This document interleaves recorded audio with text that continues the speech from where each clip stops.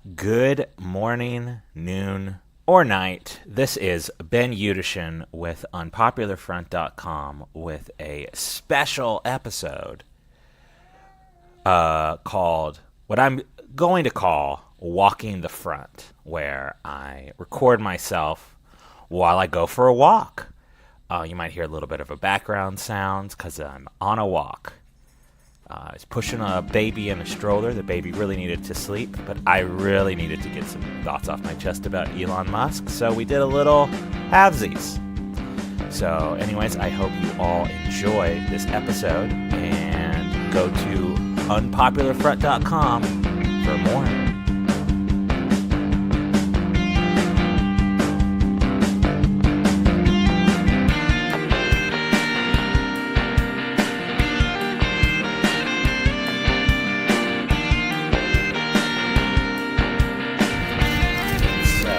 Hottest days here in Seattle, hiding in the woods. The baby does not want to sleep, so she's insisting on a walk, which is fine. I'm not angry. Probably sound angry. It's fine. She's a baby. She needs sleep. She needed a nap, but she didn't want to go on a nap unless it's a bumpy road. So that's why we're doing what we're doing. It is June the 18th, 2018. My name is Ben Utopian for unpopularfront.com. This is Popular Front, the podcast. It's just been a very crazy week here in America, on the planet Earth. And there's been a lot of talk about a lot of aspects of fascism in the past week, with the horrific display of the immigration detention centers, aka jails, for children of undocumented immigrants, whatever that means, civic violation. They're doing the worst thing if you drive over the speed limit, because when you're driving over the speed limit, you're actually endangering another person. Most of these people, when they don't have their papers or they don't, they stay over their visa, nothing. So, talk about we're enforcing the law and all that garbage.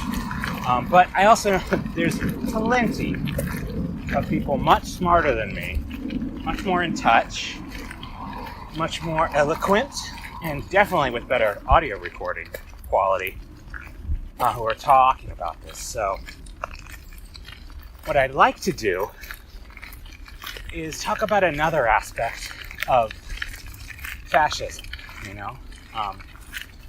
that is also encroaching in our society and exist as sort of an ever-present tower looming over our ideas of public ownership, our ideas of a commons, and our ideas of innovation. And there's no better example of this than our little emerald mine era, Elon Musk. Elon Musk, the man who apparently is the smartest man in the world for thinking that you would need a credit card online, who's co-founder of PayPal, has sort of come out of his shell a little bit in the past 6 months. I don't know if he's getting a little cocky. He's kind of given up on really trying to protect his image. Maybe he's rebranding himself as just like a freewheeling, always accessible celebrity. You can always tweet at him. So, Elon Musk, founder of PayPal, Tesla, SpaceX, has been having a bit of a honeymoon until recently, I feel like, in pretty much every sector of America. You know, it seemed like Tesla was the one company that everyone liked. Libs love Tesla. You know, it's green, it's environmental. Conservatives love Tesla. Oh, look at the gumption of this semi-libertarian, semi-billionaire. Even leftists would be like, oh man, that's so cool, you know? He's gay space luxury communism. Yay, blah, blah, blah. And let's be real, he sucks. He's terrible. If he's like the best that the billionaire class has to offer, as people seem to act like he is, then no wonder we're fucked. For real. That dude is bad news. For instance, Elon Musk, the owner of Tesla, has recently had numerous safety complaints for things at his factories, such as having all of the backloader or the loader, backing up sounds on the loaders in his factory get turned off so they don't beep, beep, beep, that. He set it up to where you had those were turned off because he found the sound annoying. Wow. Oh, I'm so sorry that people not getting crushed by multi-ton cargo carts is annoying to you. He also has threatened some of the most egregious, at least explicit, union busting tactics, including threatening to take away stock options for workers if they just attempt to organize. So it's obvious, though, that Musk, as all of us, he has an idea of who he is that doesn't really fit his reality. I'm sure there are plenty of things that I am very bad on, or things I don't have knowledge of. I fully admit that there definitely are things around issues of race and religion and certain, even working class hardships. I grew up in a comfortable family. I don't know what it's like to grow up in a family like that. Sure, I don't make a ton of money now, but for instance, there's plenty of things that I am incomplete on my knowledge of, and I would like to think I am, but I'm sure I'm not. So this is my humility coming out. But it seems that Elon Musk really thought of himself as a pretty radical lefty nerd. And, well, one of those is true. He's definitely a nerd. And like a lot of nerds, he overemphasizes certain kinds of intelligence and certain kinds of knowledge in a way to emphasize his kind of knowledge and his obsessions. So there have been numerous tweets that he's been putting out as of late where it seems like his main goal is some kind of damage control for either his idea of himself or perhaps how he is portraying himself to his recently revealed long-term partner, indie singer-songwriter Grimes, whose music I sort of had a passing knowledge of and didn't really know about her as a person, but she's apparently a very sort of Tumblr liberal type. Apparently she has a very active Tumblr account to this day, which, there's a lot of people who I probably would have a lot in common with who come from that background. Of course, he's been using her as a bit of a damage control for the safety complaints and workers' rights in his factories and his aggressive union-busting tactics. So already there's a big ol' strike on big boy Elon, using your girlfriend as a way to shield you from Justice Department inquiries is not exactly the classiest thing I can imagine. And I'm not sure if Elon Musk particularly cares about being called woke, but definitely not good there. But in the past few days, he seems to have been on a tear to piss exactly me off. He recently had a tweet saying how, actually, I'm a socialist. I'm Elon Musk. I'm a socialist. Which really reminds me, like, A, what does that mean? I think we, as who might describe ourselves as socialist or leftist or whatever, obviously, if he can call himself that and have his business practices, and good thing is most people did laugh at him off. But the fact that that could even happen is a sign that, well, we need a better definition of that word. We need a stronger political base and a stronger vision. Not just a general sense that the government doing stuff is socialist, because that's not what socialism is. You know, if he was a real socialist, what he could do is he could turn all of these businesses into worker-directed co-ops. And that'd be great. That'd be really cool. Oh my God. I would maybe actually spend the exorbitant cost on a Tesla. I mean, I couldn't, because I still couldn't afford it. But, you know, that could be cool. Of course, if they did that, you know, maybe Tesla wouldn't focus on making really fancy electric cars, but maybe instead focus on, you know, sort of the Model T of electric cars. And I don't really think that that's maybe the most directly profitable plan, although it would definitely be the more environmentally friendly plan. I mean, honestly, we should just take all these batteries and turn it into, just have a ton of buses everywhere, but whatever. But the real thing that he did that bothered me, and this is very personal, this is probably not everyone knows this, but he had a shout out to an author who died about 10 years ago, maybe a little bit less, Iain M. Banks, a Scottish science fiction and fiction author. He's a well-known writer. I talked about him on Chip Guys with Lita Gold.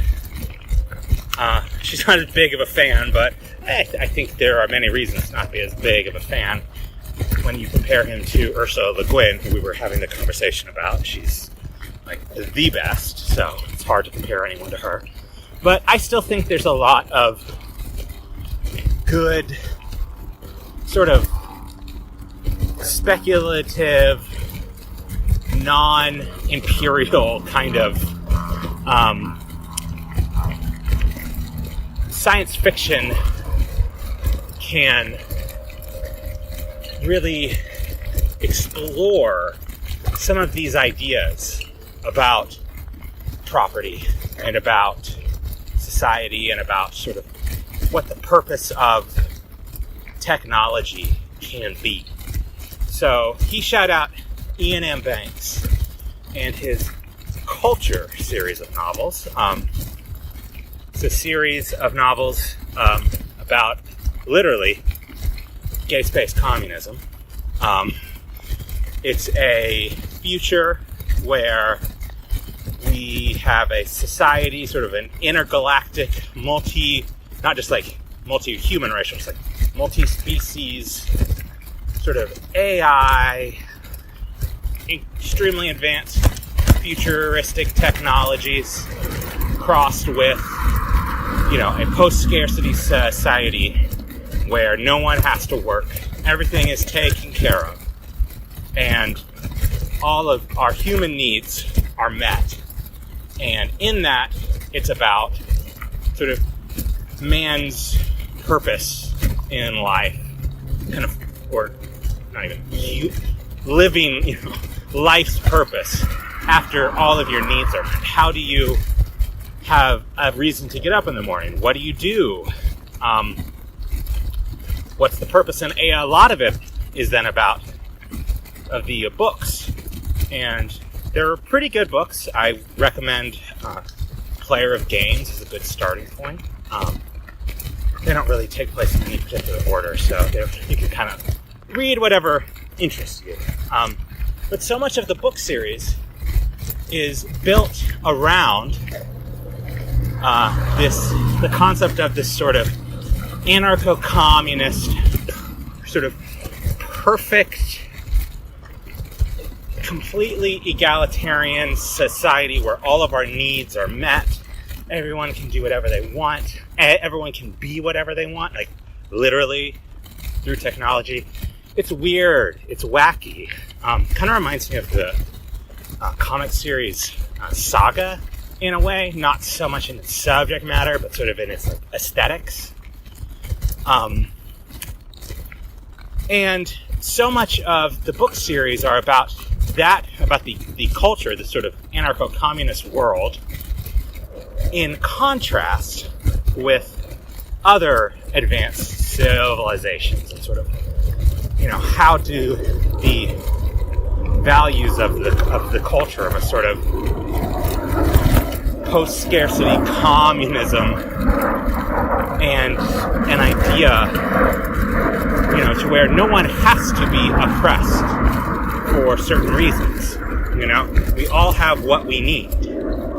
And then you take people who are from that culture, and that literally, and you then compare it to different civilizations that have extreme greed, maybe strict sexual hierarchies, like in Player of Games, strict authoritarian groups, and also, about the question of violence,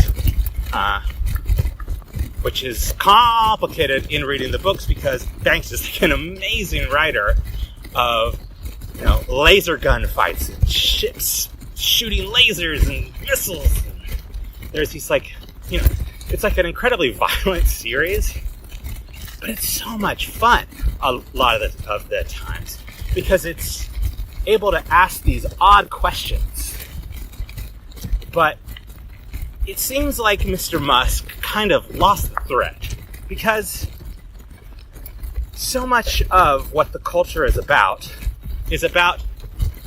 comparing not the culture as being humanity, but really it's the others who are sort of the vision of like modern humanity and of these struggles that civilization has and these hierarchies and these powers that are created. And the idea of the civilization from the culture is that it's non-hierarchical. And yet it appears that Mr. Musk basically just thought, ooh, cool lasers. And he recently said that the Culture series was like one of his favorite book series. And I don't know if that means, was I wrong? Were all of the trade unionist and socialist and anarchist who I've talked to about it, who love it, were we all wrong? Was Iain Banks wrong? The guy who wrote it, was he wrong? He, a ardent supporter of the SNP, the Scottish National Party, which is arguably one of the most left parties in the UK. And he was a trade unionist back in like the Thatcher days. So, it's fascinating to see someone who is a multi-billionaire, whose main market is selling cars that make rich people feel less bad about being rich. Sorry, it's true though.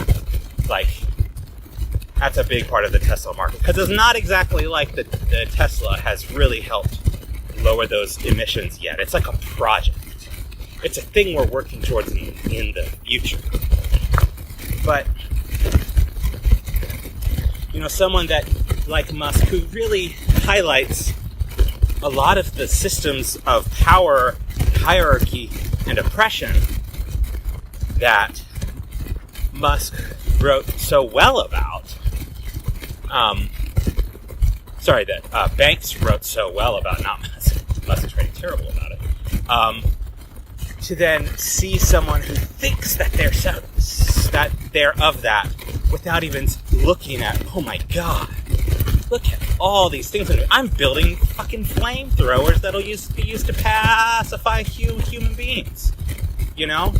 I am helping take space travel and research, and I am creating this. I'm trying to privatize this market, which will inevitably, because it's not in, the public's, the public doesn't really have any say over how SpaceX is run or what they focus on, is most definitely going to prioritize space travel that works for rich people, or things like asteroid mining to just help make just a few people really, really rich. And to then turn around and claim to be inspired by Iain Banks' culture novels is discouraging, to say the least. To think that the only reason I can see where he's able to let these two thoughts of who he is as a human being right now and say he's inspired by these novels is he must just assume that it's only by us discarding huge swaths of humanity, by giving people less power and just having there just be these sort of tech oligarchs and these giant corporations that just focus on these technologies because government can't do that. I guess in this world, that's the only way we're going to get to a certain level of technology, but to where we can have post-scarcity or whatever. But the thing that really bothers me about this, I'm sure there's other things I've said that probably also, it's like, Ben, you're already bothered. I am already bothered, it's true. But the thing that is so frustrating about this is that it's a piece of fiction. And I don't mean that in the way of like, oh, it's not real. I mean that in the way of like, it's a piece of fiction because it's talking about now. It's not talking about some crazy future and we're working towards that future. Even at the time that Banks wrote most of the culture novels, which is in the 80s and 90s, he took a little break and I guess wrote a lot in the 2000s as well. We kind of already live in a post-scarcity society. To quote another science fiction author, William Gibbs, and the future is here. It's just unevenly distributed. And we already have post-scarcity. We just choose not to act on it. We could absolutely feed everyone in the world. We just choose not to act on it. We could absolutely give everyone in the world health care. We choose not to act on it. These are choices. These are not things that can never happen. They're choices by a lot of people. Maybe there's a lot of minds that need to be changed, or systems of power that need to be controlled by new groups, hopefully through democratic means and not fascistic means. So, by fetishizing something like the culture without actually putting a critique of himself into his understanding of the work, what Musk is doing is he's highlighting the lack of a humanities education, or like ability to actually read and understand things. And he's basically trying to like have his cake and eat it too. Because he wants to have all the cool toys and the epic gun battles and spaceships, blah, blah, blah, without actually getting like the purpose of the story or the purpose of the context. Musk, you're the villain. If you're a socialist, then you should know you're the villain. Period. Anyone with that much money is a villain. no one should have $1 billion. Period. And all of these Musk fanboys are just absolutely digging their own grave. You know, the talk show host Michael Brooks has made this point many times that Elon Musk, you know, there's all these people who are on Twitter who will like defend him for anything, and they'll be on, you know, they'll fight the battle of the death. They'll defend him forever. And what Brooks always says is that, like, do you think these retreat people give a shit about you? Do you think they're on Twitter defending other people? And I think that's a really good point. And I also think that Musk maybe would actually do that. It seems like he's on Twitter a lot. It seems like, you know, he accused socialists of lacking a sense of humor. Please don't use that as a reason to unsubscribe, please. And it really seems to me that he's the one who's humorless, or doesn't get the gravity of the situation, you know? To say that socialists are humorless when talking to Elon Musk, it's like saying that, like, it's like saying, like, that, like, oh, why can't all you children being, you know, going full circle, guys, why are all these children who are being separated from their parents at the border, why can't they joke along with the ICE agents? You know? We're all here. Like, yeah, you know why we're humorless to you, Musk? Because you're a monster. You're the embodiment of predatory, monopolistic capitalism. You're a glorified government contractor who makes toys for rich people. Like, sorry, socialists aren't gonna like you then, dude. I'm sorry that you think of yourself as a socialist when you're like a dorm room. You know, maybe in comparison to Peter Thiel, you are a socialist, but that's because he's like a feudal monarchist with iPhones. Very, very frustrating. Mr. Musk, I hope you go to the dust bin of history. But first, let your Tesla workers unionize and then sell it to them to turn into a worker co-op.